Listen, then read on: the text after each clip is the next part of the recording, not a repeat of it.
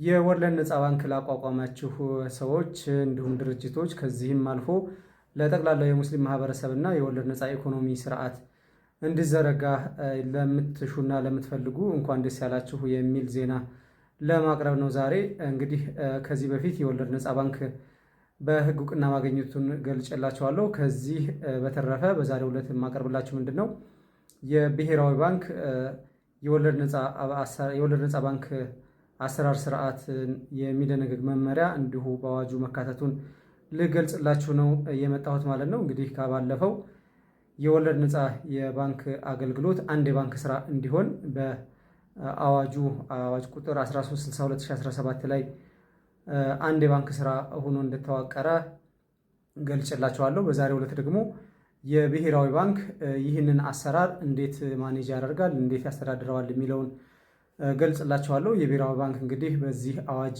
አንቀጽ 82 ንዑስ ቁጥር 1 ላይ ብሔራዊ ባንክ ባንኮቹን የሚያቋቁምበትን የሚመራበትን እና የአሰራር ስርዓታቸውን የሚቆጣጠርበትን መመሪያ ሊያወጣ እንደሚችል ወይም ሊያወጣ እንደሚገባ ድንጋጌ ተካቷል ማለት ነው። እንግዲህ በዚህ በአንቀጽ 82 ንዑስ ቁጥር 1 ላይ ብሔራዊ ባንክ ለማንኛውም ወለድ ነፃ ባንክ ፈቃድ የሚሰጥበትን እና ቁጥጥር የሚያደርግበትን መመሪያ እንዲሁም የወለድ ነፃ ባንክ ካለው ልዩ ባህሪ አንጻር አሰራሮችን አስመልክቶ ለመቆጣጠር መመሪያ ሊያወጣ እንደሚችል በአዋጁ ተደንጓል ማለት ነው። እንግዲህ በዚህ በተሰጠው ስልጣንና መብት መሰረት የብሔራዊ ባንክ ባንኮቹ የሚቋቋሙበትን ከተቋቋሙ በኋላ የአሰራር ስርዓቱን በሸሪዓ መሰረት እንዴት አሰራራቸውን ይዘረጋሉ የሚለውን ለመቆጣጠር ብሔራዊ ባንክ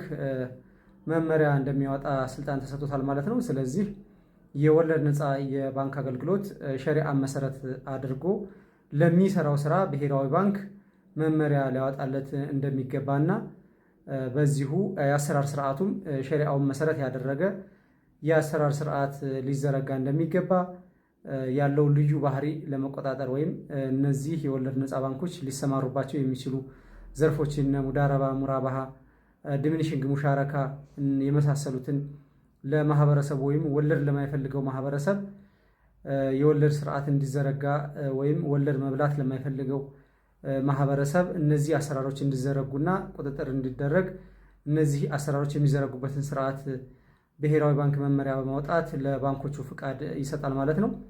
ስለዚህ በተለይ ለሙስሊሙ ማህበረሰብ ከፋይናንስ አገልግሎቱ ርቆ ላለው ማህበረሰብ ይሄ መልካም የሚባል ዜና ነው። በዚህ አዋጅ የተካተቱ ስለ ወለድ ነፃ ባንክ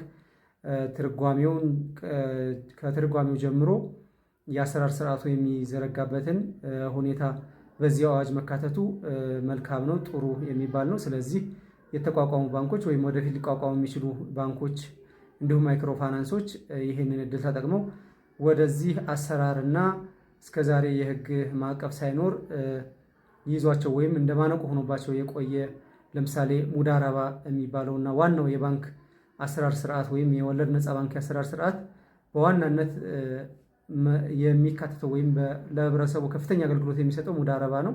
ሙዳረባን እስከዛሬ እየሰጡ አልነበረም። ከዚህ በኋላ እንግዲህ ሙዳረባን አገልግሎት የሚሰጡበት ሂደት ተፈቅዷል ማለት ነው። ስለዚህ እንኳን ደስ ያላችሁ ለማለት ነው። ይህን ተከትሎ ወደ ስራ የምትገቡበት ሂደት ስላለ አስፈላጊውን ክትትል እያደረጋችሁ ብሔራዊ ባንክ ጋር አብራችሁ የሚሰሩበት ሂደት ወደፊት መፍጠር ያለባችሁ መሆኑንም ለማስገንዘብ ነው። በህጉም ፍቃድ እንደተሰጣችሁ ለማሳወቅ እወዳለሁኝ።